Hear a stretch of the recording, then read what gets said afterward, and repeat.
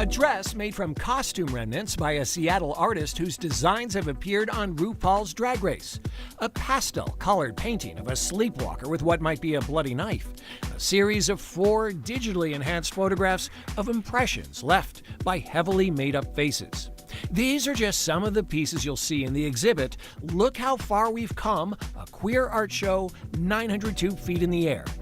Yes, that's how high up we are in Columbia Center's Sky View Observatory. We thought it was an amazing opportunity to showcase local talent, and people can take in the view and the art, and it's just a unique experience. It's kind of overwhelming.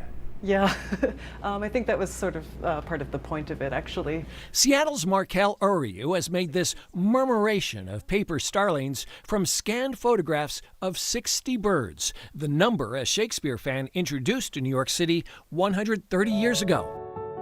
Now, there are 200 million starlings swarming all over North America. And it's really just a whim can change an entire ecosystem. There are 17 artists represented in the exhibit. One piece to see in person is Anthony White's selfie portrait, Hot as Hell. He uses a 3D pen, so this is all plastic. He was at the Seattle Art Fair last year and sold out for the public. He was even there to see it. So here in Seattle's tallest building, art is also reaching new heights.